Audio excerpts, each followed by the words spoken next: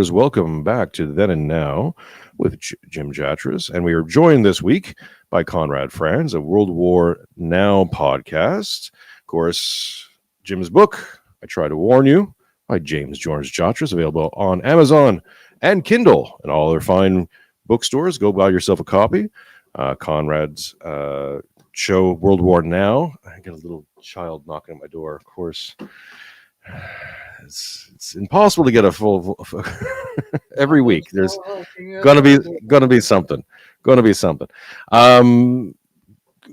subscribe to World War Now. Links in the description below, and of course, send me some of your PayPal bucks. You can send me some money on Streamlabs or on YouTube. We have a new goal set up, so let's bring me some money, folks, to keep the lights on and that little knocking beast at my door fed. Gentlemen, we is starting. I didn't plan this. Every week I didn't plan this necessarily. 1 second. I'll have a sip. Keeping it real. Where were we? Yeah, I didn't plan this, Conrad, when we had you on. Didn't plan on having World War III talk this early. I was going to bring you on. We're going to talk about World War III predictions, of course, later in the show. But on Sunday evening over my time zone, I went to bed with the initial reports of Ukraine hitting many aircrafts, many strategic bombers in Russia, in the territory of Russia. And I got a whole bunch of emails and told everyone, calm down, wait 48 hours and see what gets confirmed. And woke up the next morning with everyone screaming their heads off about World War III going on, and Russia's response is going to be tremendous, and all these other things. And then, of course, watched the 40 bombers that were initially reported get down to about 17, and now I think we're about at confirmed 4. And this is, of course, through Western media. So not as dramatic as initially thought, but these things are happening, and it is good time to talk about it. So, gentlemen, where do you want to go from here? Ukraine sends a whole bunch of drone strikes into Russia, knocks out, let's say, 4 confirmed bombers. Also attacks on nuclear submarine bases. Damage, we have no real confirmed reports on any major damage. Looks like a lot of smoke, very, very little fire.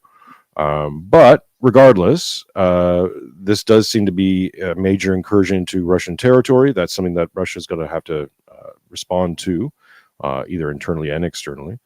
And we're getting reports from even Michael Flynn and a few others close to Trump saying that Trump was not informed of this strike from Ukraine, which apparently has taken over 18 months to plan and execute. So that gets us into a whole bunch of different conversations. Where do you want to start from there, gentlemen? Jim or Conrad?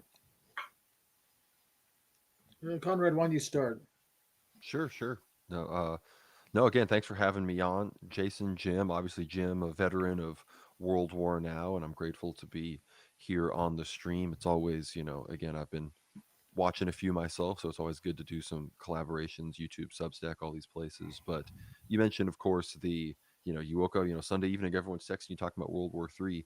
In my business, where we pre-record the show and don't live stream, I call it getting news cucked, as it happens to me pretty much on a regular basis. I go live I hop on with my co-host, who's in a completely different time zone than me. We record something, and then about 2 hours after we're done recording, when our editor's working on it, something happens that would have completely changed all of the analysis we just got finished giving on the show. But unfortunately, it doesn't get any better if you stream, because this has happened to me and Jim like about, I don't know how many times now, where we report on something and then literally the next day you're like, well, shit. Anyway, sorry, Conrad. And then nothing happens for like a week, and then you're like, if I just given this analysis here, it would have been a great stopping point for me to have gone off of. But at the end of the day, we were able to. It happened so early after we recorded that we found the time to just quickly record another 20-minute segment and send that to the editor. So if you check out our episode this week, episode 120 of World War Now, we do talk about this. So there is analysis that I'm now following up on here, and I think the most interesting, probably the most interesting piece of analysis outside of the misinformation war about how many jets or whatever bombers were actually hit is the fact that this occurred in the midst of the first real, negotiations that Russian and Ukrainian delegations have been having with one another.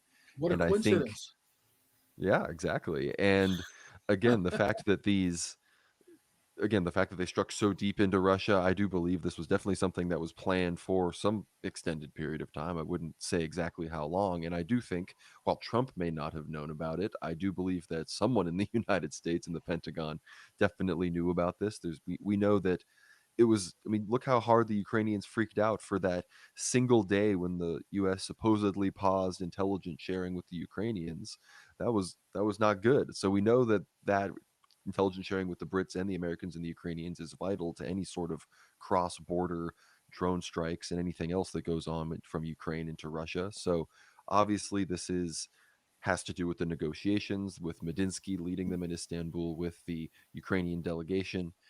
And again, not to jump the gun on any topics for Jim if he wants to give any analysis on the strike itself, which, as far as I could tell, it was large trucks or flatbed Mhm. trucks with sheds on the back of them that had remote control devices that let drones out. And again, these are drones, not missiles. So some of these maybe 40 plus, maybe 41 planes in some capacity were nearby when drones exploded. That doesn't necessarily mean that 41 planes were entirely destroyed. Who knows what level of truth stretching is going on when they say these things were destroyed or taken out at all. But if we look at the negotiations ongoing in Istanbul, we finally got what appears to be our first kind of comprehensive analysis that we know comes from the Kremlin itself about what it supposedly is going to take for the war to end.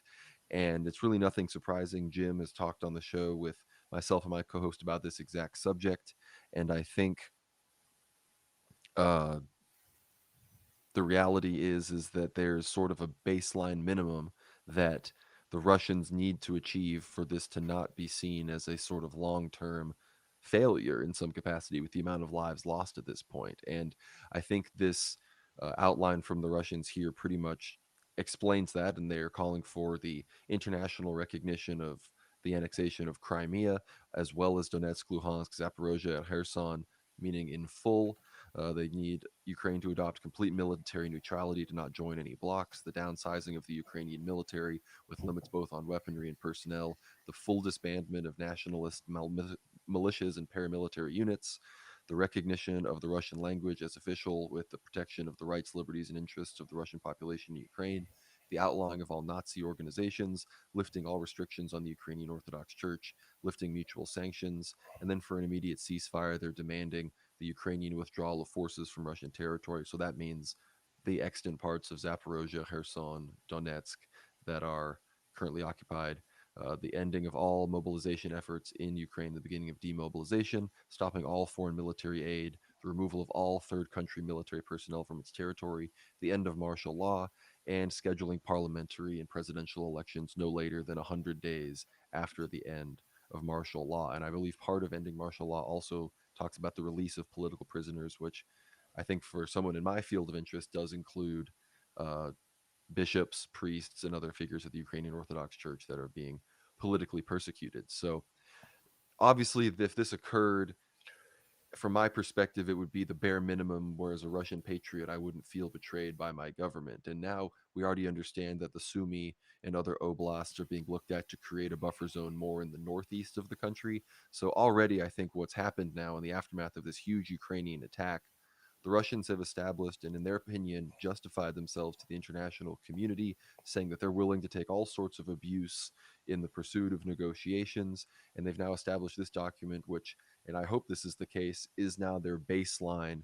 They will not accept anything less than this. And hopefully, at least for the people on the ground and the church persecutions going on there, that this is just the beginning and in theory can be expanded upon to include new oblasts and other areas, which, again, I'm not saying I really think that will happen, but it's definitely a possibility. Um, a few things there. Immediately after the attack occurred, and especially when the bigger numbers were coming out, we were hearing all sorts of, heavy breathing from the usual suspects. Okay, that's it. Boy, the Russians, they're gonna just go for broke now. Katie barred the door. This will not stand. And then by the time the smaller numbers were coming out, you heard more. Well, really didn't make that much difference. It's not going to change the outcome of the war. well, maybe they won't respond much or won't respond at all. There was one member of the Duma, I think Markov, who was saying that there probably won't be any response to this at all. After all, we're winning. Why do we have to bother? Which means, of course, they're going to just invite more attacks of this sort because their restraint and caution is treated like is essentially provocative vulnerability, provocative weakness from the Western side. They say, hey, it's a freebie. Let's take another shot at them and see what happens. So I think there's that. As far as the Western, especially American and British culpability, I don't think it's just a question of knowledge. I think there's no way at all the Ukrainians could have carried this out unless the whole operation was planned by the foreign intelligence services and the Ukrainians had some part in carrying it out, just like we see with these, HIMARS and ATACMS and Storm Shadows and Scalp missiles being used, the Patriot system, all the rest of it. The Ukrainians are not running that. That's being done by foreign personnel. And so the idea that somehow we didn't know it's the other way around. I said, hey, did the Ukrainians even know? This was a Western planned operation. As far as the Orange Messiah himself, whether he was informed or not, honestly, I don't think it makes any difference. I think at this point he is essentially I hate to say it, all the way we're barely over 100 days into his administration. I think the high point of his administration has already come and gone. And at least on this topic, he's run out of running room. He's zigged and zagged all he can. He's got one last flop to go. And I think that flop is going to be in direction of being reverting to the Biden policy or Biden light. I could be wrong about that, but that direction seems to be going. He seems to be getting boxed in, not only by Lindsey Graham and Richard Blumenthal. I finally got the right Blumenthal name right, not Max, not Sydney. That he really has no other running room. That despite that little entertaining to do in the Oval Office was Zelensky, in terms of the blame game for his not making his big beautiful peace deal, he's going to blame Zelensky or blame Putin. At this point, I think he's got no choice but to blame Putin with whatever the consequences of that will be. As far as the big picture goes, back to the meeting in Istanbul, yeah, there was nothing new from the Russian proposal. And as Conrad said, these are kind of the minimum proposals. And as far as I can tell, Moscow is very keen not to go beyond those proposals. If they could get those proposals and call it a win, they would probably take it, which I think would be a horrible mistake from their point of view. Yet that's exactly what I think they would do.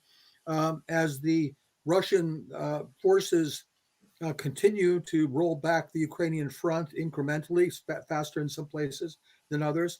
Once they get to the constitutional limits of the 4 oblasts, what's to stop them then from accepting the ceasefire proposal and say, okay, fine, we've reached the constitutional limits of the oblasts. The Ukrainian forces are no longer present there, and we can have a ceasefire now while we can negotiate the rest of it. And of course, the rest of it will all be lies. They'll, even if the other side agreed to those principles, which they won't, but if they did, they wouldn't carry them out. No more Nazi parties in operating in Ukraine. Honest engine. We will eliminate them from the political system. No NATO forces on our territory. No, we don't have them here at all. Don't look behind over there though. But we don't have them here. You can trust us. So I mean, I think this is the level of deception that the West is engaged in, and the level and the degree to which they are willing to resort to dangerous and irresponsible escalation because they honestly don't think the Russians will respond. And frankly, I'm not sure they're wrong. I mean, how many times have we heard from so many people in Moscow, you better watch, you're really getting close to the red line here. Look what happened here. Whether it was a lot of damage to a lot of planes or to fewer planes, it's kind of irrelevant to the question. This was an attack on Russia's strategic forces, not just the forces engaged in the Ukrainian conflict, but their strategic forces. It'd be like somebody was, attacking a U.S. Strategic Air Command Air Force base with strategic bombers on it with nuclear weapons, or they attacked, say, our NORAD early warning system over the North Pole.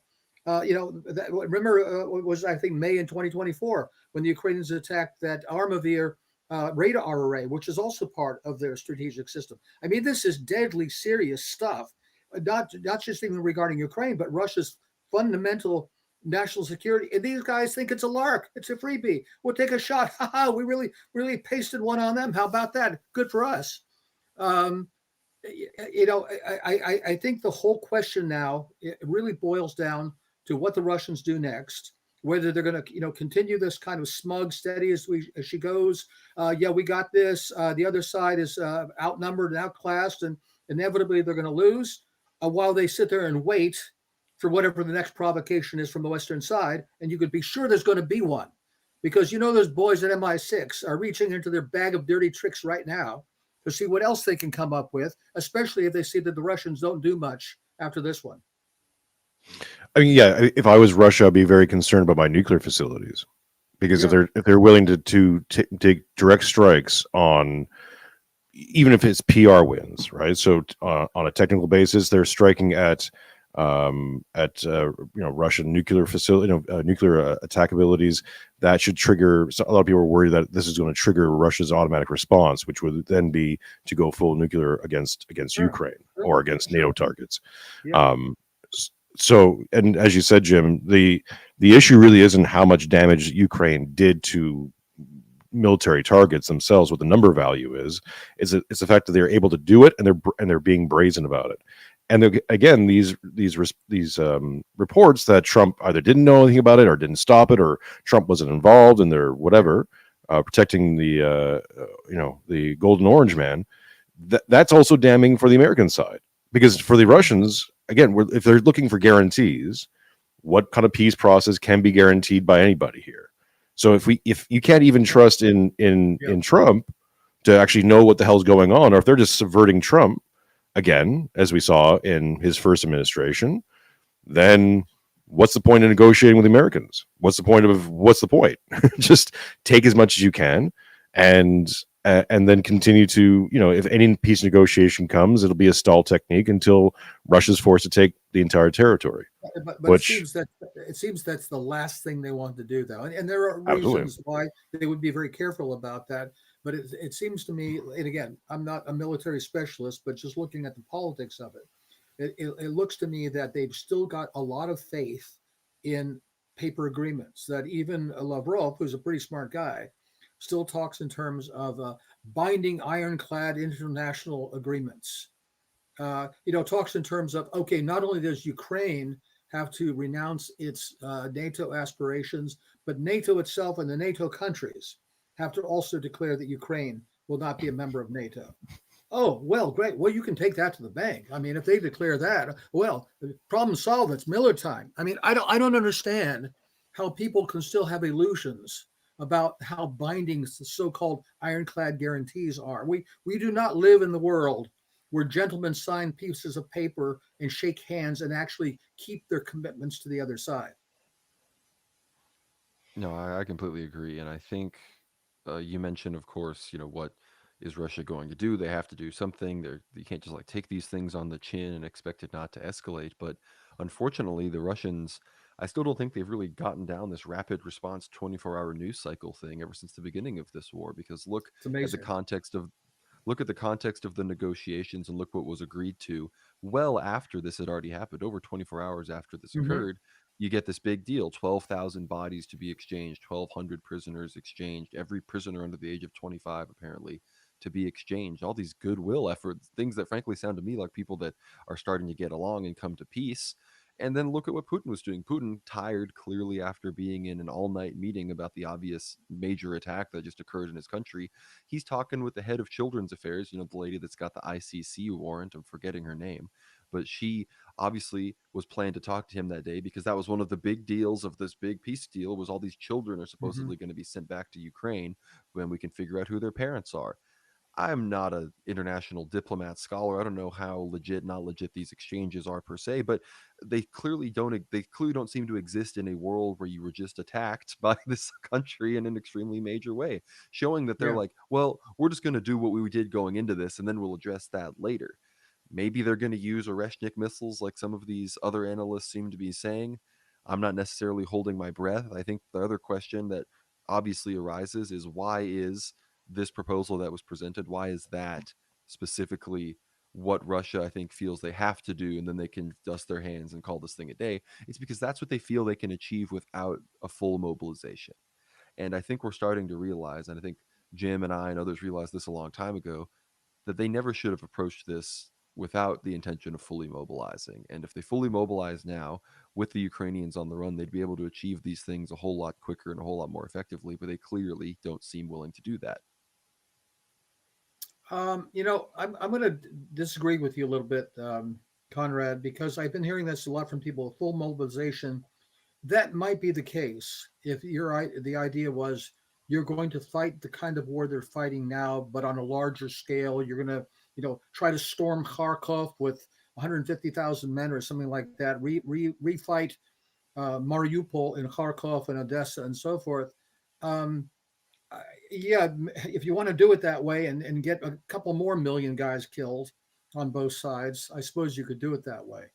I don't see any need for that. Again, what just strikes me as just incomprehensible is that why is the regime off limits to Russian targeting? Why is Zelensky and Umarov and all these guys prancing around the world, acting like they own the place without a care in the world, while the Ukrainians try to kill Putin?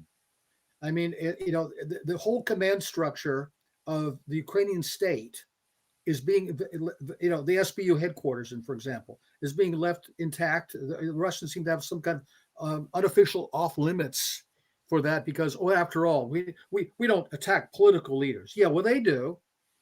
We don't assassinate people in the capital of the other country. Well, they do. When are they going to start? Realize they're in a street fight here. And what's amazing is the other side has a gun. You have a knife. You have a gun, but you're not using the gun because it wouldn't be fair somehow. I don't get it. Well, it also cuts against. I mean, Russia hasn't been shy about using these tactics in other provocations around the world. I mean, we can speculate wildly because there's different reports, but Russia's used assassination and other attempts with other world, in other parts of the world before. Honestly, Jason, John, honestly, I just don't think they have, unless you're referring to something like, the Skripals or something like that. And I think that's bunk. The only one I really think was probably killed by the Kremlin was Prigozhin. I think that one probably we could lay at their doorstep. But again, that's my speculation. Well, tragic. He was probably killed by the Kremlin. Unfortunately, almost all of them are patriotic dissidents from the Donbass. Yeah, like Strelkov. Why not necessarily Ukrainian. Why is Strelkov in jail? Why is Strelkov in jail? Why did they kill Strema-Usov 5 days after, or a few days after they announced they were pulling out of Kherson? I mean, all these things are. The answer kind of is just the political answer, unfortunately. But, and when you say, I think I agree with you, Jim, in the sense that obviously they need to. If they're going to mobilize, they need to have already tried the decapitation tactics first before they start recklessly playing with more and more lives. But unfortunately, even from the perspective of the Ukrainian morale on the front lines, which people have sort of been predicting will start to collapse any day now, which I think has surprisingly maintained itself over this extended period of time, it's because they look across the front lines, they get the intelligence reports, and they're like, well, there's only like 40,000 more of them than there are of us. We're in a defensive position. Why can't we hold out for a lot longer?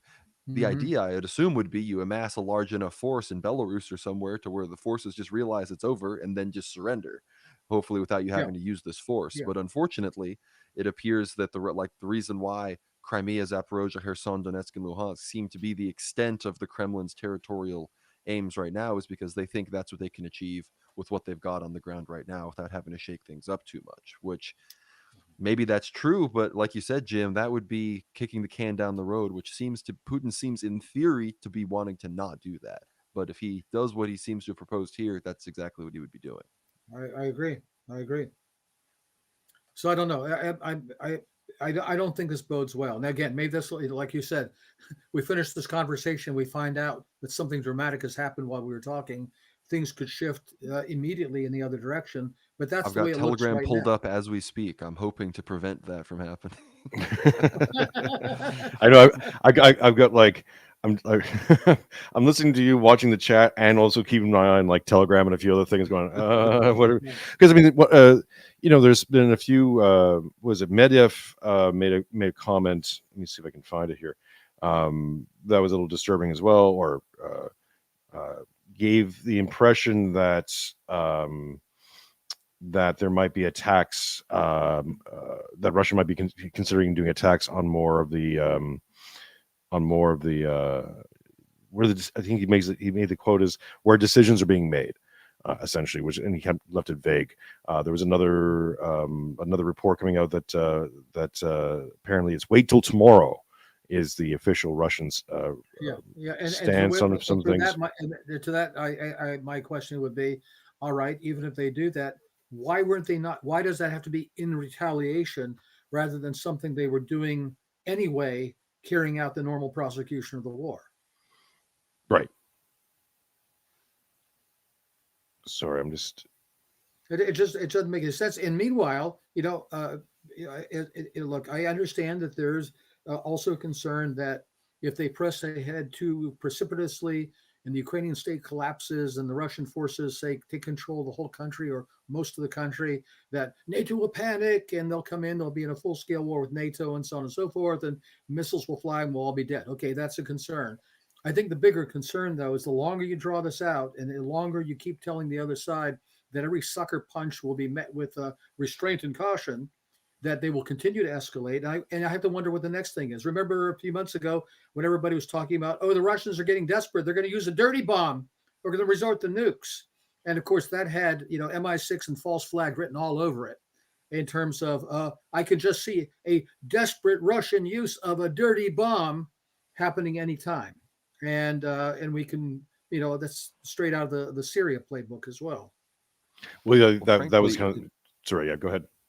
Sorry, I was going to say, in their ability, of course, and desire to seed, ideas for false flags, as well as I think to just catch Russia off guard in the information war, the Ukrainians have proposed a lot of great ideas for things Russia could do. In my opinion, they could, whether they do something with Belarus and Kaliningrad in the Suwalki corridor, whether they do something extensively in the Black Sea against any of the other NATO countries, whether they start to actually threaten to blow up some of these supply lines that are connecting Ukraine to these NATO countries. Any number of these things could happen.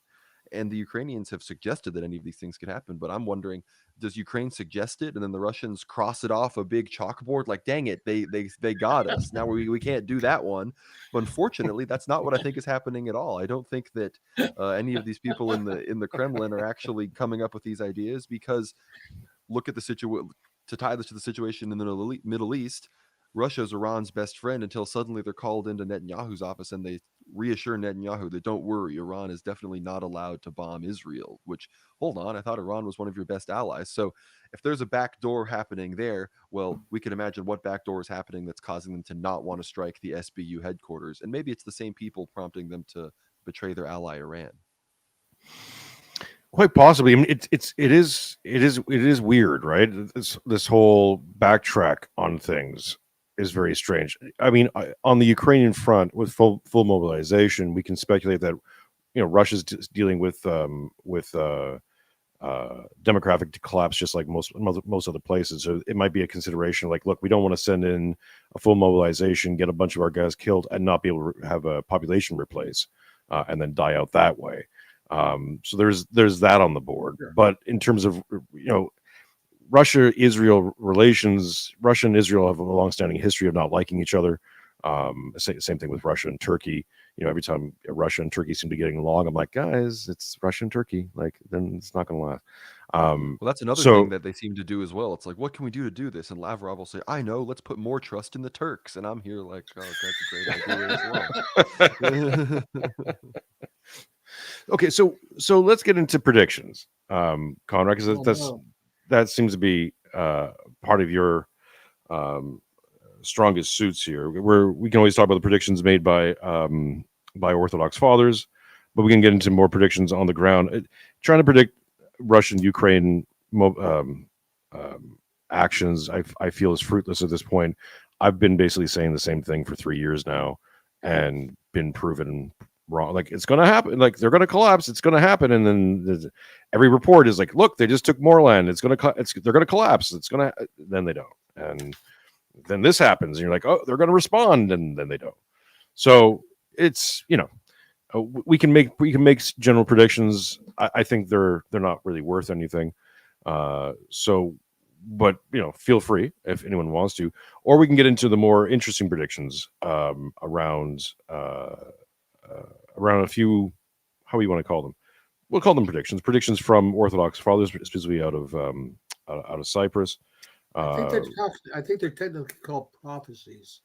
Prophecies, not Do we want to call predictions. them? Do we want to call them prophecies? Are we Prophecies from comfortable with that? saints. Prophecies I from don't saints? prophesy. No. I don't If prophesy. I might predict occasionally. I'm never. Right. I'm not claiming to prophesy. no, but if you're talking about these elders and fathers, unless they are prophecies, what good are they?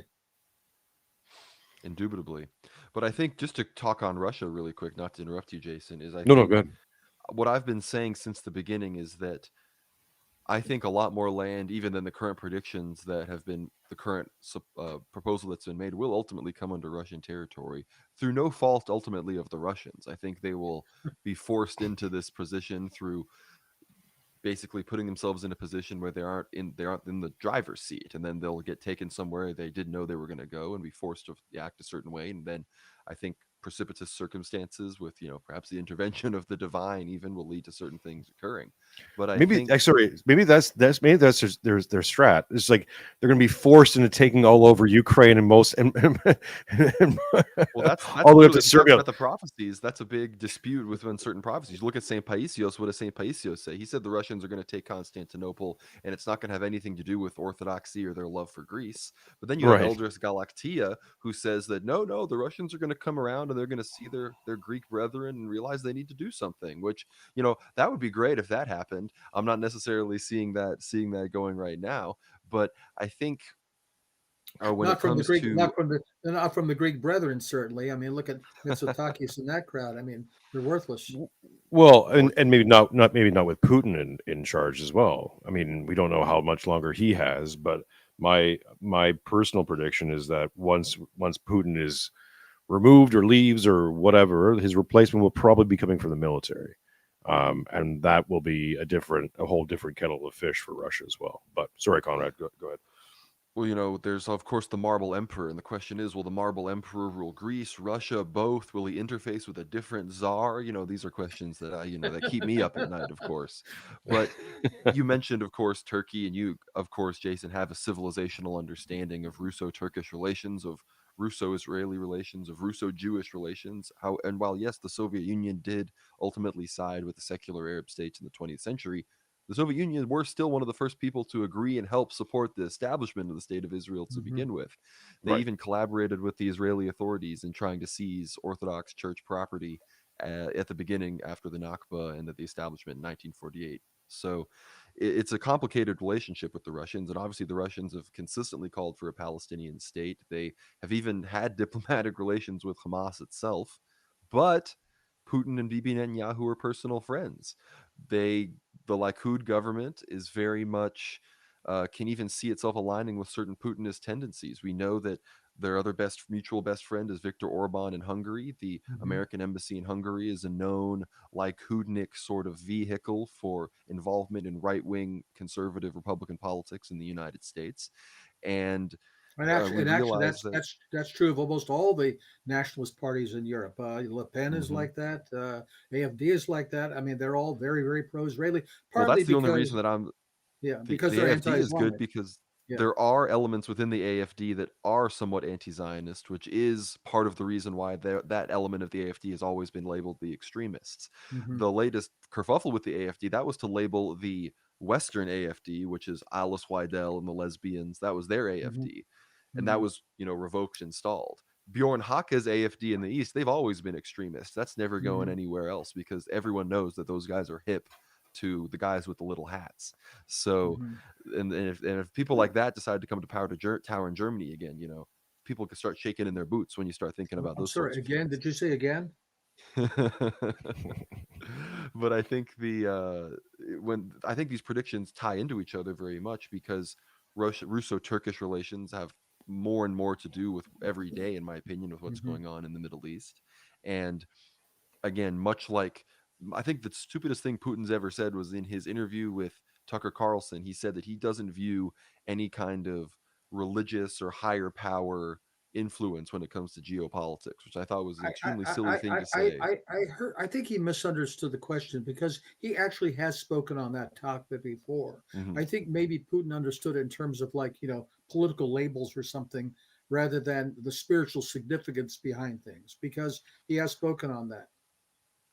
I agree. I did think it was somewhat out of character, which is why it surprised me. But I think Hmm. between comments like that and then Lavrov, Lavrov was willing to support people like Jackson Hinkle as like the next political genius. So I think between that and this whole multipolarism, there's sort of this idea that no, we can kind of embrace this new secular, like liberal anti-liberalism is kind of what it seems to look like to me.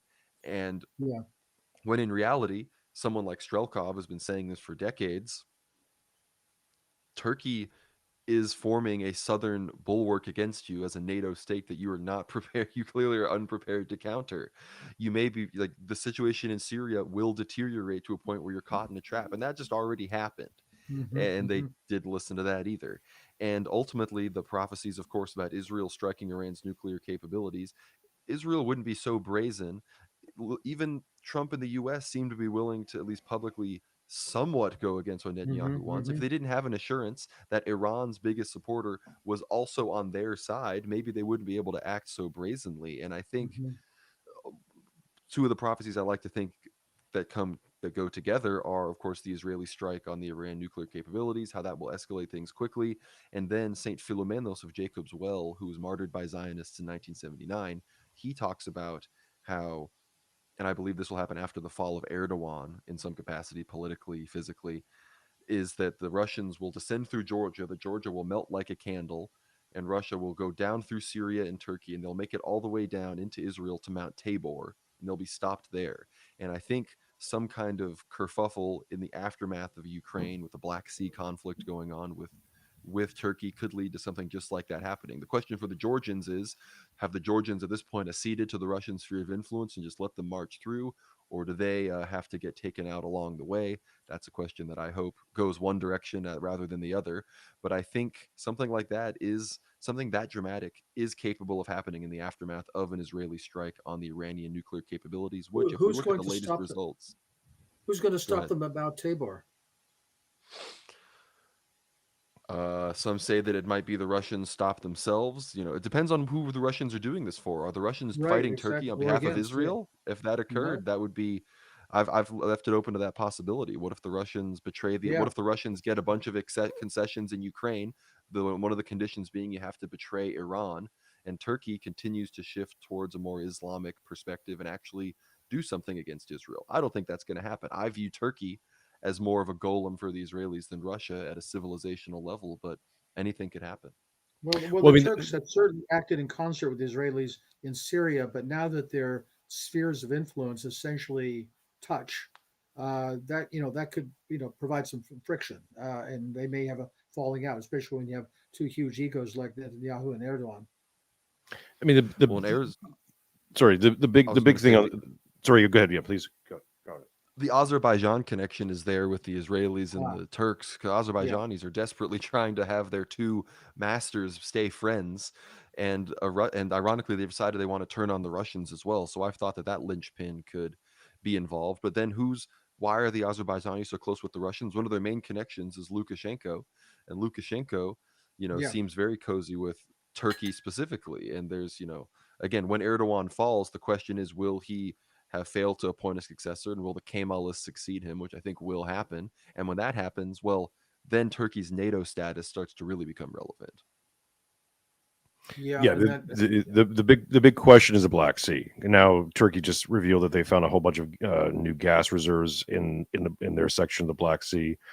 Odessa is a big giant jewel. Jim and I have talked about that, and simply saying that if a Russian settlement isn't including in some way, shape, or form Odessa, it's a major loss for Russia. Of course, if Russia is back in control of Odessa, that puts them into direct confrontation or a future confrontation with Turkey. Because I think that's, if we're going to follow that, the prediction, the prophecies, predictions, as you will, the Black Sea is going to be the major contention point, I would think. And everybody's always talking about how Turkey's neutral. Erdogan, he's a Putinist type leader. He may be in NATO, but they have not chosen a side. They chose a side in the first like 2 weeks of the special Hmm. military operation. Yeah. I don't know why people get this idea. Erdogan still invokes the plight of the oppressed Tatar minority of Crimea to call for Russia to leave. That is a bunch that's you wouldn't say that if you didn't have like a civilizational goal of preventing Yeah. Russia from taking that territory. It's not about it's about like I'm sorry if you don't understand the Crimean Wars, if you don't understand the formation of the Ottoman The Empire when they took Constantinople, you yeah, don't understand what's going on between and Russia and also Turkey. the Russo-Turkish wars of the 19th century. Hmm. And how the Anglos and the Jews would always side with the Ottomans against the Hmm. against the Yeah, Russians. yeah, The yeah. Christian West would side against the Third Rome. Sorry, Jim, I cut you off earlier. No, no, that's all I wanted to say. Although, of course, the real exhibit of that is the Crimean War. I don't know if you've seen. There's a medal you can find online. It was struck by the French government of Napoleon III. It shows Napoleon III of France holding hands with Queen Victoria and the Sultan, and it says in French, "Protestantism, Catholicism, Islam, God protects civilization." Hmm. So there's the lineup. I think it undergirds one of the things you said, and we've talked about this early on in the series, that in your time in the State Department, you realized that the American State Department really wasn't the enemy. Wasn't communism. The enemy was Russia or Russians themselves. Mhm. To paraphrase you, I know some people have kicked up a little snot about that, but it does seem to fit. Like, when you said that, it made a lot. It made a lot of things make sense, because especially even now, there's maybe we can talk about this, gentlemen. There is a blood libel, blood memory thing going on. I encountered this when someone told me that Russia and Turkey are going to be friends. Like, it can never happen. It will never happen. Mhm. You don't understand. There's something undergirding this that is centuries old that will prevent that from ever really happening. They can sign a major peace agreement and a declaration of friendship tomorrow, and that piece of paper is worth nothing. Mhm. So we've kind of touched on it a little bit. I don't know if you guys want to get into the Crimean War for the audience sake, to kind of give people an idea of, like, because when Putin was on Tucker Carlson and giving that little history lesson, a lot of people were confused. But if I think anyone who's paying attention and has any knowledge of this region, that little history lesson made a lot of sense, because it was basically Putin laying out his claims, like both historical and present, which we've yet to see really manifest. It's bizarre, his let's say his historical or his rhetoric standing and his actual military standings, but Novorussia is something that's, I think, going to happen, and we're probably going to see it happen in our lifetimes, and that changes things geopolitically massively, especially in the region. And that also calls back into the idea of, like, reinventing the holy Russian triumvirate, and what does that mean for the region? Because these are old things. These things. We have to almost imagine the 20th century as a blip, as an anomaly, that everything got kind of weird for a bit, but now we're returning back to that original stream of history. And that's I don't think Western minds or Western generally speaking, most Western analysis don't want to contend with that, because it's something outside of it's something almost metaphysical. Well, Well, I think you said something that could happen in our lifetime. I think this kind of thing doesn't happen in the course of this war. It's not going to happen at all. I mean, this is, this is an existential war for Russia, between, obviously not with Ukraine, but with NATO and with the whole kind of, you know, democratic, liberal, rainbow flag excuse for a civilization that we have over here. And I think it's going to be fatal for one of them. If the Russians, I think, win a decisive victory in Ukraine, which they are very hesitant to do, I don't think NATO and the American empire can, the global American empire, the gay, I don't think it can survive that. On the other hand, if the Russians fall for some kind of a compromise or half a loaf or whatever it is, I think they're basically going to have uh, put themselves in a position where they're ultimately going to lose. They'll basically have done what Assad did in Syria by allowing Al Qaeda to run the north with Turkish support and just sit there acting like, great, good enough, we can survive with this while the other side builds up its forces. Again, as I indicated when I wrote back in December, NATO doesn't need to win this war in Ukraine militarily. They just have to avoid losing. And any kind of deal where they don't lose. When Boris Johnson flew to Istanbul to break up that supposed peace agreement, which many people still crow about, oh, that could have stopped the war right there. I think it's nonsense. But when he went there, he said publicly that the Russians need to not only lose, they need to be seen to have lost. And I think that's absolutely true, except the other way around. I think it's not only important for the Russians to win the war, but for NATO to be seen to have lost. And I don't think the Russians understand that either. Instead, they think in terms of off ramps, saving face, and all that kind of diplomatic nonsense that has no place in today's world. Uh, if they miss that opportunity, and somebody mentioned their demographic situation, and everything. If they miss that opportunity and let their opponent put that war on hold while they go take care of the Middle East or face down China, whatever that is also on their to-do list, I don't think Russia has much of a future after that when we come back again for them. Hmm. Well, and there's a prophetic reality to that as well. There are contingent prophecies that talk about how if Russia doesn't repent in these things, that a lot of these failures could manifest, and they could even have Yeah. China taking all their land, all their empty land out in the east if they don't see themselves kind of fulfilling and coming into their own, and I think fulfilling the destiny that God, in theory, has laid out for them. And you, of course, mentioned the kind of the blood memory between the Russians and the Turks.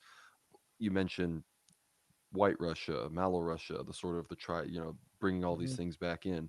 Well, what happened with the Soviet Union was created in the fall of the empire was that the synagogue of Satan neutralized the Constantinian cataconic lineage, which was 1500 years of sort of Christian rule. That was taken out with the martyrdom of Tsar Nicholas II, and then what existed in that was this sort of hybrid state of this Russian entity that still kind of had something to do with Russian nationalism, but was more so a bit of a golem for the false Cold War dialectic. When that fell apart, the Russian sphere of influence stopped being anything akin to pan-Slavism or representing the Slavic world and retreated back into, well, whatever the West wanted for the longest time.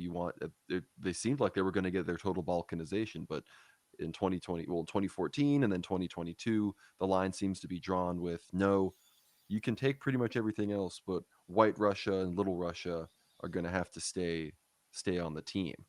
And they seem to even be willing up to give up a lot of Little Russia. But right now, of course, we have Lukashenko. It's pretty clear to me that when Lukashenko goes, he'll sort of just, I think that will be when Russia and Belarus unite, is they don't want to have a whole new president. There'll probably be a color revolution attempt, and then Russia will probably just take that over. And the question is, what ultimately comes around to happen in Ukraine. And ultimately, with the people in power, much like the Turks and the Russians are never going to get along, the people that are making sure this war fights in Ukraine are the same people that are afraid of something akin to what existed before the Soviet Union rising up again in Russia.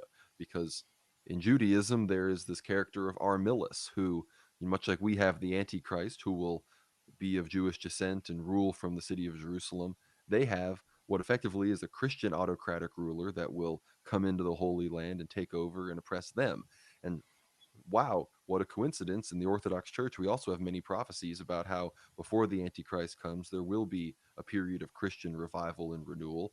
There will be, in the aftermath of the Third World War, there will be, some of us think it could be Saint John Vatatzis or some kind of czar in Russia that will rise up from in the ashes of a world war that will be initiated in many ways by the state of Israel.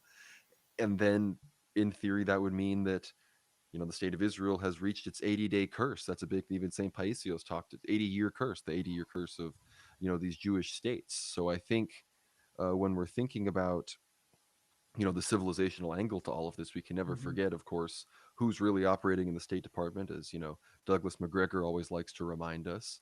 Obviously, the historical relation between Russians and Turks, but then, of course, how these prophecies really have things playing out. Because I think if Russia does succeed in Ukraine I think if they do succeed in Ukraine, that will be a sign that they are on the verge of some sort of civilizational renaissance. Then I think that means Putin's successor, for example, will take them in a more orthodox direction, and that will, if that happens, then I wouldn't be surprised if perhaps some of these bigger things that occur that will lead to more Mhm. eschatological consequences are perhaps farther along and closer than we may have imagined. Marshall Ford says almost 100 viewers. Hit that like button. Yes. Thank you so much, folks, for tuning in. Make sure you, Willie Manuel sent us about like $5 or $10, sorry, Mexican dollars. I declare war on the lack of super chats. Send us your super chats. Any questions you want to ask, send them in the form of a super chat. We'll get them out at the end of the show. And I appreciate you all. Please like and subscribe and let the people know where we're at. Okay, gentlemen. So we have the prophecies, we have a buildup, we have where does let's ask the other awkward question: where does America fit into all this? Because obviously we were talking about Europe, we're talking about Russia, all these international places, but the we have two Americans on the panel. You might as well, and most of the audience is American. So the interesting question, of course, is where does America fit into all this? Does it begin to share power? Which seems unlikely. Do we have that retrenchment in this multipolar world that Dugan and a few others are harping on about? That seems to be, again, we're just talking about people are talking about. Seems to be at least on the table. Again, Jim and I we've talked about this, and that it's a nice theory that China, Russia, and America are going to just, and I guess Europe or do whatever, going to shake hands and agree to stay in their own little part of the world. I don't see how there's any guarantees or reasons to believe that could be true. But we have things like the Northwest Passage opening up and the Arctic being major claims being made across the board on there as well. Trump and co seem to be doing a more classic. Some people think it's the dating back to the Fabian Society of taking over Greenland, whole parts of their sector of the world. Anyways, laying this all out to simply say that it seems like there's a retrenchment going on. And it seems like America's trying to find its way in sort of repositioning itself and redesigning itself as either a world leader or as a moderator, whatever have you. What are your? We'll start with you, Jim. We'll go to Conrad after that. What are your thoughts on America's role in all these kind of things? Yeah, let me address it more from a political or geopolitical view, and then maybe Conrad has some thoughts. Does America show up in prophecy at all? Maybe it does. The idea that there could be a spheres of influence agreement among the big three, Trump, Putin, and Xi, is actually something I advocated in writing back in 2017. I guess I was very naive back in those days. And in theory, something like that should be possible if we did not have a totally broke post-constitutional system that is inhabited and run by all the wrong people with all the wrong influences. If you were to say to people in Washington, hey, what about this idea of a multipolar world with spheres of influence, and we stay out of your neighborhood and you stay out of ours, and so on and so forth, just like, before 1914, there were spheres of influence. The number of people who would even know what you were talking about could be counted on one hand, and you wouldn't even need your thumb. I mean, they would not even know what you were talking about. And if they did know it, they wouldn't like it, because their idea is there can only be one sphere of influence in the world, and that's the US one. Because, see, I think people get the wrong idea about spheres of influence. They hear sphere of influence, Monroe Doctrine, we're kicking little countries around and it's so mean. And of course, it doesn't mean that at all. What it is, even in the Monroe Doctrine, it's exclusion. It's not about what you do as a power in your sphere of influence. It's telling other powers, you stay out. What happens here has nothing to do with you. I mean, for example, if we were to have an understanding with the Chinese would say to us, okay, South China Sea, it's called South China Sea. has nothing to do with America. You don't have anything to say with what goes on here. Just like we, China, have nothing to say with what goes on in the Gulf of America. It's not our business anymore. And I don't think anybody in Washington would even conceive of a situation where basically all of Eurasia is an area where we have nothing to say, because we always have something to say. Just like in the Monty Python's Meaning of Life. Listen here, I'm an American and I'm going to tell you, and then he pokes him in the eye because he's dead. I don't think that can happen, even if Trump had some vague notion of that. And if he had a notion, it would be vague. I mean, I don't think he would have a policy idea. He might have some impulses.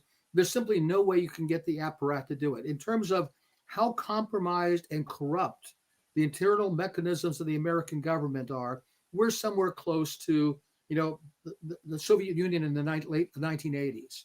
It just can't get fixed. It just can't. It cannot change course.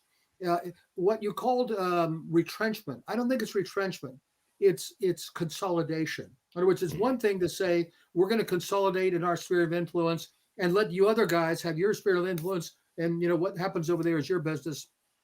It's another thing to consolidate your own immediate empire so you have a better launch pad to challenge people in their spheres of influence. And I think that's what's really going on, to the extent to which there's any strategy about this at all. And I think it's probably slim to none in that direction anyhow. Yeah, I think I agree with that analysis in a lot of ways. And I think as far as Trump and the United States, again, from a political perspective, strictly here, I actually think it's sort of, there's still a chance for this sort of perfect storm where even the people that want peace and even understand this get sort of pulled into wanting and even supporting a war that people wouldn't, because it's not Joe Biden, it's not John McCain, it's not this person that tried to negotiate and failed because they just wanted to go to war. It's Donald Trump. He did his best. He tried to make a deal. Next thing you know, there's a terrorist attack, and Iran gets blamed, and maybe a few people that were on the fence now, maybe we do go to war with Iran. And you got to remember, okay, I'm willing to admit that Trump clearly doesn't want to go to war with Iran, that he is willing to allow Iran, for example, like it said recently, to enrich uranium domestically if that means not going to war. Well, look who said that they don't allow that to happen. The Israelis. The Israelis have made it clear that it doesn't matter if the U.S. and Iran sign a deal. If there's enrichment going on, if there's anything that allows Iran to maintain its nuclear threshold status, Israel will strike them. And we know that when Trump, he exists as the president because of Israeli money. We know that, we covered this on my show this week, 22 new settlements in the West Bank. That's already been written off. Miriam Adelson, $250 million to Trump. That's already cashed. You can cash that check to the bank. The question is, will Trump have any ability to not go along with an Israeli strike, which is possible? The Israelis could strike on their own. And when they do strike on their own, does he have any possibility to not be on the hook for their perpetual defense against a revanced Iranian response? And I think the answer is obviously no. Yeah, that ship has sailed. It's amazing to me now to see world leaders in Canada, Britain, all the rest of it's now finally saying some things about what Israel's doing in Gaza. They're letting the Irish and the Spaniards take the real heat on this one, who are finally coming out and saying directly that it's a genocide and we should be stopping it. And it's all words, right? It's one of the things I keep saying about the show is that we don't look at what people are saying. We examine what people are saying. We pay attention, but then we look at what people are actually doing or not doing in this case. And a lot of the not do's are relatively telling, because you have a lot of commentators who can comment on Ukraine and Russia and can comment on Glenn Greenwald and comment on all these other things. The one thing they can't do ever is say anything even remotely bad about Israel until it's cleared, until it's allowed by somebody way upstream. And then they can finally kind of say, hey, maybe cutting off aid to Gazans, that looks pretty bad, doesn't it? We should be doing something about that. It's pathetic, but that's where we're at. And I think, to your point, Conrad, even if Israel now strikes Iran, limitedly or in whatever capacity, the ability for Trump to not have to get on Israel's side is pretty much zero. Like, he's given up. Yeah. Sorry, go ahead, Especially if, as Conrad said, the Israelis have already gotten the Russians at least to take a step back, whereas they may feel they can get away with it. And, I think that creates a situation where Bibi, look, I can very well believe that Bibi and Donald don't like each other very much. I mean, they're both the same kind of personality, and I can see that they would clash. But when all said and done, Bibi controls Washington and Trump doesn't. And Bibi knows that if he this is something he can hang over Trump like a sword of Damocles. If he doesn't get what he wants on any number of fronts, he can just say fine, then we'll attack Iran. And you don't want to go to war with Iran, you're not in control of that. I am. And what the hell's Trump going to say? By the way, in terms of his strength in Congress, Bibi also has leverage in terms of sort of, I guess the word would be, using his leverage in Congress on the Ukraine front too. I don't think Trump wants that sanctions bill from hell from Blumenthal and Lindsey Graham, but with 80 co-sponsors in the Senate, I don't think he could stop that, especially if Bibi says, "Oh yeah, we're for this thing," and he can do that too. So he's got all sorts of leverage over Trump. Trump really has no leverage over him. People say, "Well, he could just cut off his arms." Oh, like hell he could. There's no way Trump could cut off military aid. He might have the constitutional, legal ability to do that as the president of the United States. Can he in fact do it? Of course he can't. Now he knows that he knows the bullet will, won't go past his ear this time. It'll just hit straight on, and he won't even know about it. That's what happens in that situation. And furthermore, I think, you mentioned the sanctions package. You mentioned, all the other ways with Ukraine and every other front in this war that Israel has its thumbs in, that they can use it to pressure Trump. The big character, of course, is China. They want to sanction China for buying Iran's oil. And I think unless the Chinese, of course, want to fulfill a mother prophecy and field a 200 million man army and cross Central Asia and drain the Euphrates, which maybe they are willing to do that, the only real thing that China could do to perhaps maybe help Iran in the event that the United States is getting fully roped into a conflict with them for Israel would be to invade Taiwan itself, as far as trying to keep America navally dispersed to the point where, potentially if Russia hasn't given up on Iran either, they might be able to stand up against a full Israeli regime change operation. But China is willing to accept the United States openly saying they have 500 troops on Taiwan, and apparently they're still too chicken to even attempt to take the Kinmen and Matsu Islands, which are like 2 kilometers off the coast of mainland China. So I'm much like I'm skeptical of Russia's willingness to take all of Ukraine. I'm very skeptical of China's willingness to escalate things at all, because unlike with the Russians, the Chinese at least can see that on a long enough time frame, they kind of just win this one, at least from a naval military dominance perspective. The Russians are already in a hot war, and the Chinese would rather not do that, because especially, let's keep in mind, they realize that the people on Taiwan are very sharply divided. Which way to go? If the Kuomintang gets back into power, things could change there dramatically. They can afford to wait. They don't need to have a confrontation with the Americans, especially since the Americans are sort of busy with the whole Ukraine thing. But I think they've got to be worried that once something, one way or the other, Ukraine is wrapped up, that the Americans are going to turn all of their attention, or most of it anyway, to China. Obviously, we'll still have a lot of concern about the Middle East and Iran, but they're going to become the primary target. And they know that. I think right now, given, and it's also in their nature too. They don't fight the war like the Russians do. It's just not in their DNA. They're basically patient people, and they're merchants, and they want to do business, and they will extend their influence and soft power in many ways, economic power. But the idea they're going to attack the offshore islands, I don't think makes a lot of sense to them. King Pilled, Mr. Matthew Erickson sent $9.99 Freedom Dollars on our way with a question. Curious for Jim and Conrad's take on this nationalist, who just won in Poland. Support the stream, y'all. Please do support the stream. And Buck Johnson is in the chat. It's good to see you here. Good to see you, Buck. New Polish president, which I paid about this much attention to, because Poland's captured territory anyways. But sure, it's worth paying attention to. As I understand it, it was a very, very close election. That in fact the guy who lost initially had proclaimed his win when the counting showed him just 50 0.3% of the vote, and then it shifted over to 50 point something for the other guy. So he won. So we can't say this is a kind of a sea change shift in Polish opinion. But I think everybody understands that in Poland, there's a lot of Ukraine fatigue there. And I think they're also smart enough to realize, even though there's virtually no pro-Russian sentiment in Poland, not everybody's quite as anti-Russian as people make them out to be. And they certainly don't want to get involved in a stupid war. I mean, they can understand that, once we're fresh out of Ukrainians as cannon fodder and start looking around for some other patsies we can throw into the fray, guess who's going to be near the top of the list?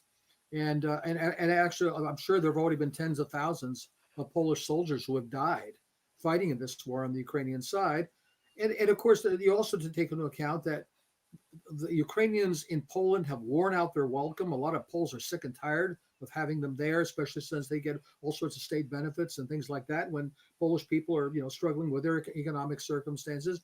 And when all is said and done, too, they don't like each other very much either. I mean, a lot of Poles remember the massacres that took place in Volnia in 1943 and so forth. It's not all peaches and cream over with that relationship. Jim, the Economist I believe it was the Economist who came out and said that Poland is going to be the next Germany. Which, if you're Polish, maybe you do start worrying a little bit. All of a sudden, you're like, whoa. Which Germany are we talking about here? We talking like 1990s Germany? We talking like current day Germany? Because these two things are not the same. Isn't one Germany already enough?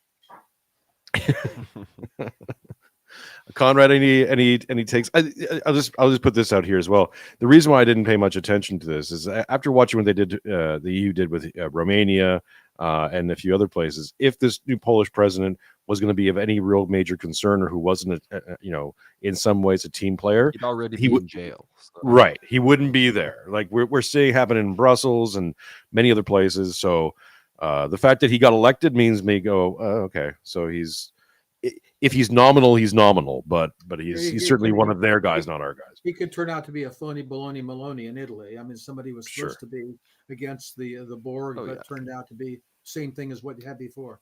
Shocked, Jim. Shocked. Well, and Maloney they just realized that Salvini was an idiot, made his move too early, and they realized they had three. They're like, look, the right wing's going to win in Italy. Let's just get this person in there, prevent a Berlusconi-Salvini alliance, which would have ostensibly been Russian-leaning. And so you get someone that promises to be even more right-wing in there, and then they're just a shill for NATO the entire time. But as far as the Poland situation goes, look, if it's not Grzegorz Braun, I'm not interested. Like, that's really my take on, who should be the president of Poland. And, we've got some Polish listeners on our show. Explain to the non-Polish listeners. Is he the guy who tore down the menorah? Yeah, he's the fire extinguisher guy. Yeah. And right. He's a right. And he's a nationalist, and he's a monarchist, and he's a traditional Christian, and he wants to have good relations with the Russians. But I think in the primary for the presidency, he got like 13% of the vote or something like that, which shows that there's a solid percentage of people in Poland that clearly understand what's going on. But it's never going to be enough to win a national election. And again, this is sort of like you got Donald Tusk, who took over after the Law and Justice Party. When it comes to Russia, Ukraine, these people have the same positions as far as I was always aware. So I don't really, like I said, I didn't follow this one too closely. The guy who won by a squeaker did say that he wanted, again, he's not anti-Ukraine or pro-Russia, but he at least indicated that he thought there was a limit to how much support they need to give to the Ukrainians, that they need to start being smarter, which is already heresy for any country in Europe to actually be smart. I guess I should have looked into who Sikorsky was supporting and then just supported the opposite. But I didn't do my due diligence. I'm sure Sikorsky was supporting the guy who lost. Well, Matt's saying that this guy's Law and Justice, or at least affiliated with Law and Justice. So Sikorsky would be supporting Tusk and his crowd. Matt Erickson said, the loser of the Polish election was taking pictures with Soros Jr. So obviously he's the bad guy, and the guy who won is a good guy. So I'm okay with that. I'm okay with that geopolitical analysis. At this point, sure, absolutely. We've kind of lost the plot globally, and all the old analysis don't seem to be working anymore. So Let's go with that. Let's go with the guy who isn't publicly shaking hands with George Soros' kid. As anyone who's not doing that is good, and I'm okay with that level of analysis. Gentlemen, we're coming up over the hour. I don't know how much longer we have for both of you. I know it's getting late for everyone. Appreciate everyone who showed up in the chat. Again, support the show any way you can. Go buy Jim's book, I Tried to Warn You. Available on Amazon and all fine booksellers, and of course on Kindle as well for $7. Basically, it's a steal. People should get their copy. It Collected violates works. the eighth commandment: "Thou shalt not steal." Collected works going back all the way back into, I believe the first one is from the 1980s when you're talking about Solzhenitsyn, which we definitely need to do a show about as well. Conrad, of course, host of creator and host of World War Now over on Substack and many other places. Of course, you give links are in the description. Make sure you give him a follow and send him some money and some attention his way. Gentlemen, any last thoughts, any last statements on anything we've covered today? Anything else you want to get out there before we bid adieu? No, thank you so much, Jason. This is a great talk. I think we could go. I think the three of us could go for hours just analyzing. I could bring in the Papuan conflict and their advances against the Indonesian army or some other sort. But we could, I think there are a number of things we could analyze. But I think again, with the focus being Russia, Ukraine, the situation with Iran and Israel, and then obviously the thing in the East. I think everyone's kind of established these as the three just geographically, politically dispersed kind of kinetic centers of World War III right now. Syria as well. I think maybe if we didn't talk about anything, it was actually Syria, because recently there's been the big negotiations with the SDF and the Syrian central government. But again, I think the relevant player there are the Turks. And I think one thing that was interesting this week was Turkey and Russia are now fighting on the same side in the Libyan civil war, which is a new development. Usually in all of these regional Turkey and who? Turkey and Russia. The Turks seem to Yes. have joined Haftar's side in Libya, and it appears that the Tripoli-based government is probably on its last. It's probably its last year in existence. I would guess here, which is again normally when it comes to other proxies, Russia and Turkey are not on the same side. Well, I mean, Libya's a fucking shit show. So, and Syria's not. I mean, they're everywhere. All these places are. Well, I mean, look at what happened now. We support all these Al Qaeda and terrorist groups in Syria for all these years, and of course, Syria's under sanctions. We're starving them to death. We've got American troops there and so forth. And then, almost as soon as the Assad government falls, and essentially Al Qaeda comes to power as the new so-called government, Trump meets with Jolani. The American flag is back up at the American embassy in Damascus. The sanctions are coming off. It's our guys are in charge. It's just amazing. And again, we get back to all this stuff about Trump. Does Trump know? I'm getting really tired of hearing that Trump doesn't know. I mean, maybe they told him and he just wasn't listening. He was thinking about, was his next golf game that he's waiting for. Like, I'm just, like I said, I don't dislike the guy. In fact, a lot about him I do like very much. And of course, I supported him all three elections. But at some point, you got to reach the conclusion that we do not have a competent man in the White House, and that whatever impulses he has in the right direction are going to be inconsistent and ineffectual, and that it's going to be same old in the overall direction of policy. We may have a little bit, not retrenchment, but consolidation that's slightly more rational than having everything revolve around the rainbow and the trans flags like we did in the previous administration, or Black Lives Matter. But it's only going to be in a marginal, let's say, re-rationalization of policy. It's not going to be a real turnaround, and that's something we just have to live with, I'm afraid. And unfortunately, Trump is somebody who maybe he's even smart enough to quickly have realized that there's no such thing as American sovereignty. But what would he care more about? Actually restoring American sovereignty, or coming off as somebody who runs a sovereign America while not actually changing anything? That's what's happening. Is he cares like he wants to seem in charge, but that's all that matters to him. If he seems like he's generally in charge, then he will. I mean, look at that statement he made about Israel. He's like, I will not let Israel drag us into a war. but if certain things happen, I will just go to war myself. It's like, well, that's just an easier way of saying you're going to get dragged into a war by Israel. Like, what is the? And does he even realize the contradiction of what he's saying? And then, of course, the other thing is that whatever healthy, natural impulses are left in most of the American population, are almost all of them are going to be Trump supporters, and they're all being lulled into the sense that all is well, that he's turning America around, all is back, promises made, promises kept, et cetera, as things continue to go down the drain. And in a way, that's even more paralyzing than having the former regime in power, when more and more, just regular Americanos were waking up to the fact that something is terribly, terribly wrong in this country. And now so many of them think all is well. And they will until we get to whatever the crash or crack up is that we come to, or, I don't know. We'll find out when Palantir has all their personal information, and that they're basically all living in fish bowls.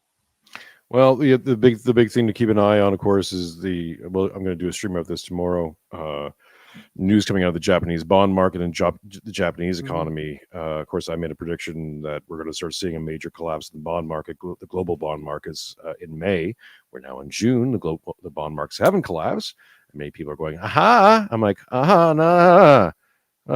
There are indicators here of big bad things coming. And I know people are looking at the GDP statements and all this Wall Street statements and all these things and going, it's going to be great. I'm like, rice markets in Japan, unfortunately, all this we were just talking about could be brought to a screaming halt tomorrow, based on rice in Japan, and that's the craziest thing about it.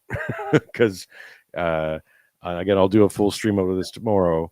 But when you start looking into the Japanese bond markets and the fact that Japan is now went from number one largest holder of U.S. Treasuries now down to 2.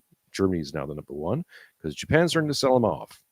And if Japan does a mass sell off of around $2 to $3 trillion in U.S. Treasuries, we have no idea what that does, because we've never been in that situation before. And they might have to do that to make sure that Japan has a currency tomorrow. So the Japanese have also expressed that they're not interested in participating in any kind of trade war with China. With us. So they sell all of our stuff. We decide to go against China. Maybe they're just like, man, guess we just shouldn't have wasted our time fighting that Second World War. But yeah, join up with these guys anyway. Well, the Greater East Asian Co-Prosperity Sphere. Hey, I would not be surprised if we're talking about potential things happening. I wouldn't be surprised in much the same way as I don't think it would be surprising to find a lot of Eastern European states brought into Russia's sphere naturally without them having to do anything militarily.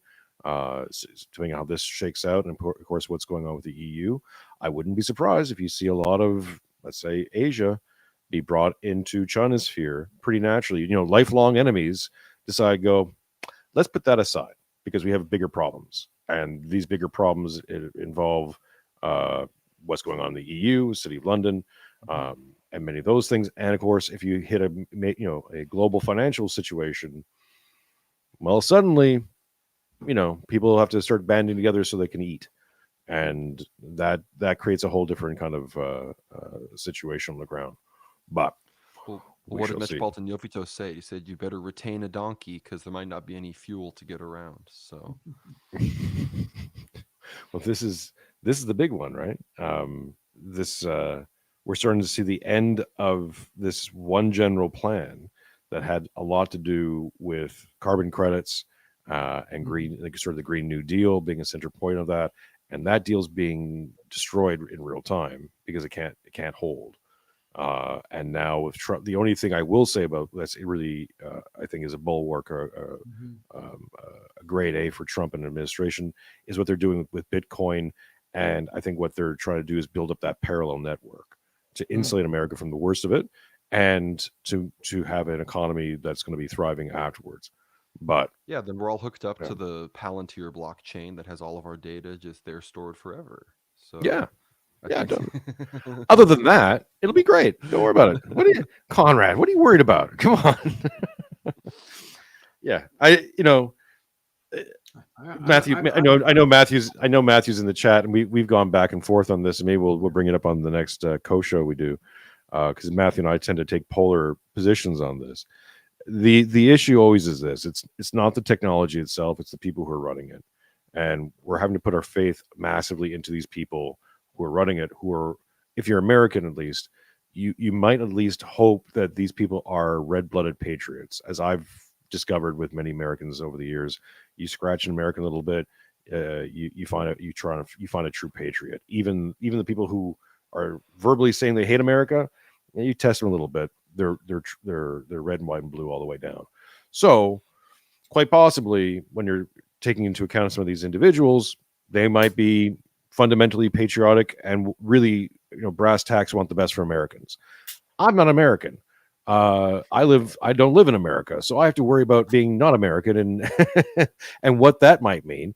And also can take in consideration that a lot of people who control these mechanisms and these technologies are also not American, South African, quite often. It was weird, strange. I don't know why that would be happening, but South African. It's an interesting little group of people, and Vietnamese too. It's interesting. All these post-colonials, gentlemen. Thank you so much. I appreciate you. Thank you, Conrad, for coming on. We should do this again sometime. Thank you, Jason. Let's do it on my show sometime as well. Let's do it. Yeah, we'll book it. We'll make it happen. Jim, always a pleasure. Thank you, chat. We will talk to you again very soon. I am Jason Marinchuk, and it is later than you think.